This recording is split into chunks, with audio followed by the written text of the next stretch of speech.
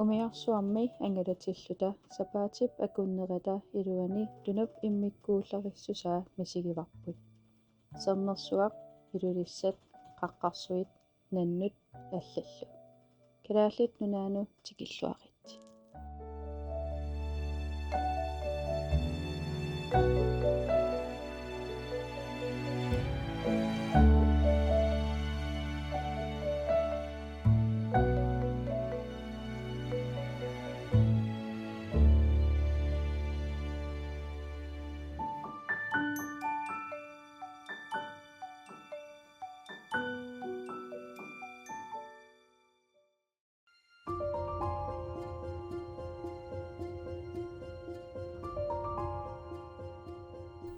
We began our voyage in Reykjavik and sailed to the Westman Islands, originally settled by Irish slaves who were brought over by the Vikings.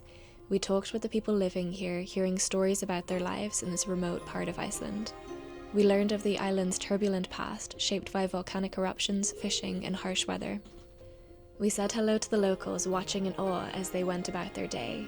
The Westman Islands are home to some of the largest puffin colonies in the entire world, with an estimated 1.1 million puffins nesting on these islands every year between April and late August.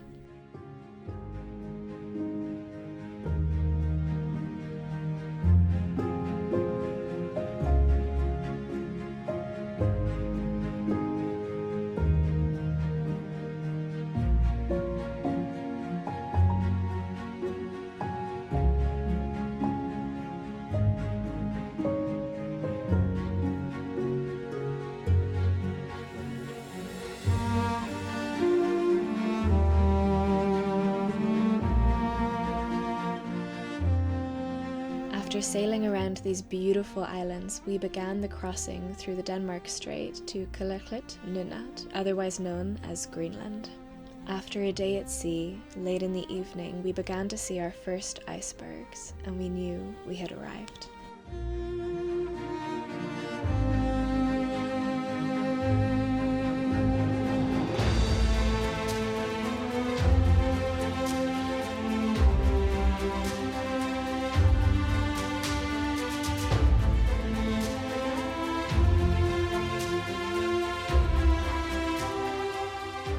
Our first of many Zodiac landings was magical. In the boat, we sped past icebergs looming out of the water like frozen giants, welcoming us to their home.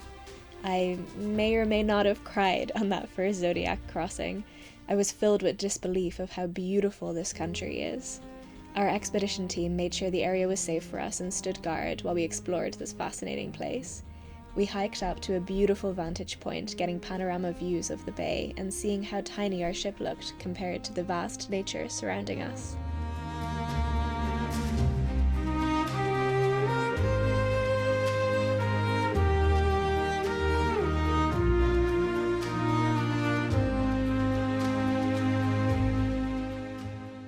In the afternoon, we set sail through the fjords, majestic mountains on both sides of us and icebergs floating alongside us peacefully. We did a Zodiac cruise with astonishing views, icebergs lining up with tall peaks behind them. We encountered muskox relaxing on the hills, wondering why they suddenly had an audience of black boats and orange jackets staring at them in excited silence.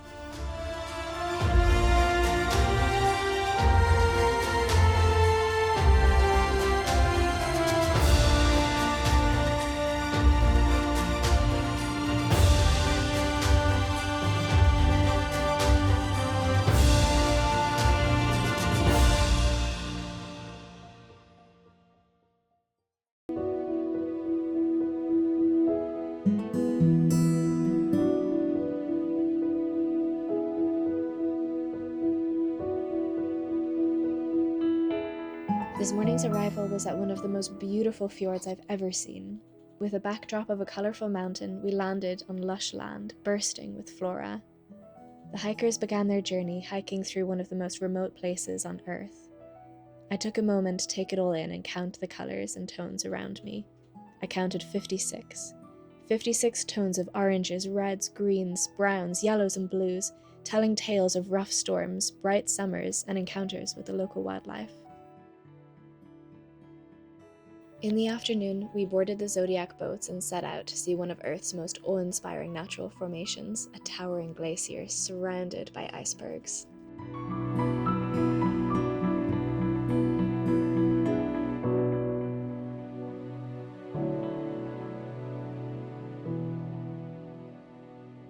Oh, hello. I didn't see you there. My name's John and I'm a glaciologist. And here in Greenland, glaciers are absolutely central. We see them everywhere and we see their former presence everywhere as well. This landscape is absolutely dominated by glaciers. And so when you ask about geology, there are two separate questions. There's one question, which is how old are the rocks? But how old is the landscape is a very different question, because the glaciers have shaped this landscape completely over just the last million years or so, meaning that the landscapes are often much younger than the rocks that compose them. Another thing that's very noticeable here in the polar regions is that striking, unique blue that you see in glacial ice. This blue is really a fundamental physical property of water, but when you take something like snow, then you don't really see that blue color, because snow is full of little pockets of air. And when light hits those pockets of air, it's scattered instead of being reflected straight to your eyes, and the result is white. But a glacier consists of layer after layer after layer of snow, and the pressure at the bottom can become so high, after about 110 meters or so, that those bubbles are squeezed to the point where they're no longer visible to the naked eye. And at that point, you start to see those beautiful blue colors again.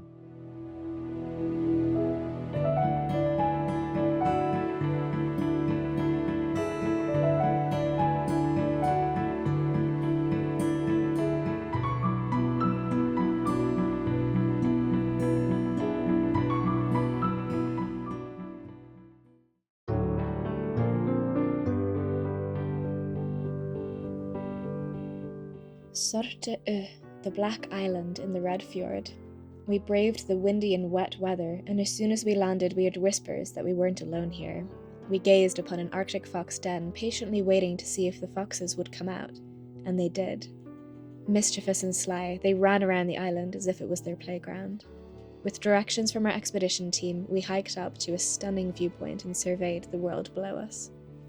Hi, can I just point out this beautiful and majestic, huge lake that Jonathan has been telling everyone about? It shrunk.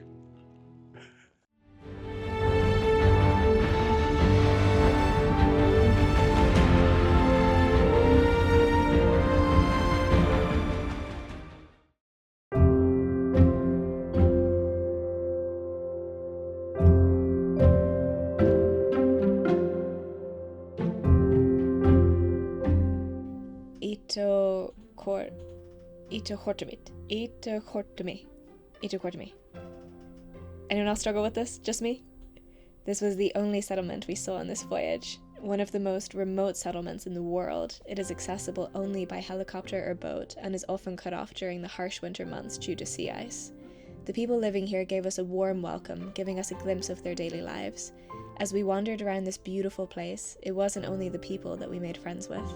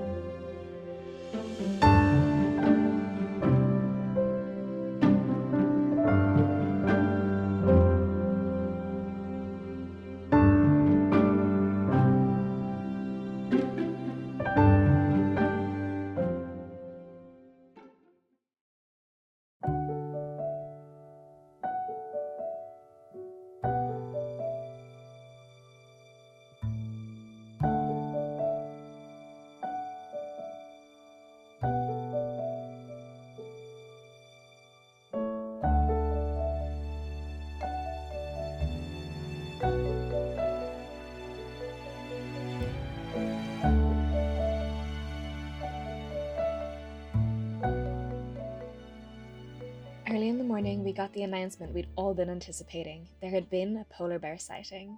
The buzz on the front decks of the ship was electric. Everyone so excited, looking through their binocular scopes and telephoto lenses. As we slowly moved closer to where a mother and her 2 cubs were sitting on a ridge watching the view, we jumped into the Zodiacs to try and get closer. The bears were walking along the ridge, and though we couldn't get very close to them, it was a magical feeling being in the presence of these beautiful creatures. The landscapes surrounding us were dazzling. No wonder these bears were admiring the view around them. Back on board, I was asked many times, "How is your footage of the polar bears?" My answer was, "The footage exists." We couldn't get close enough safely, and I maintained distance with my drone because I knew the sound might scare them, and protecting nature is always more important than getting the shot. But then, the next day, something unbelievable happened. We were about to do a landing when Laura up on the bridge spotted a singular polar bear on the beach. As the landing became a Zodiac cruise, this is what we encountered.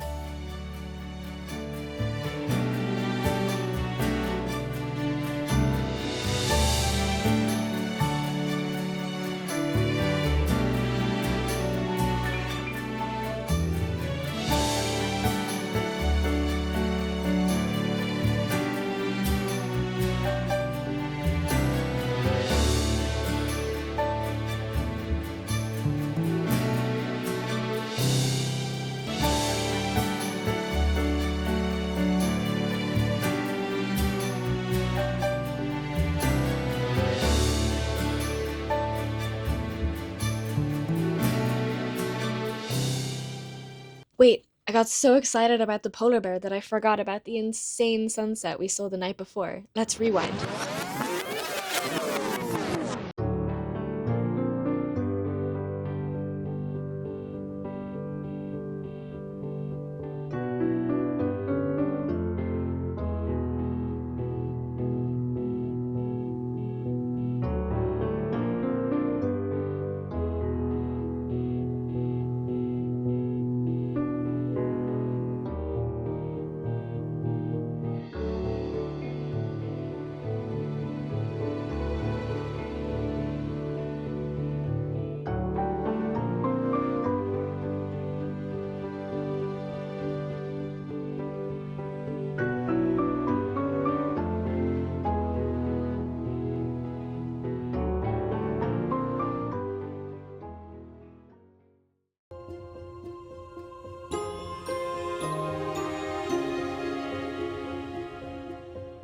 Our final landing on this voyage was met with challenging weather, but we spotted another polar bear, and this one dances.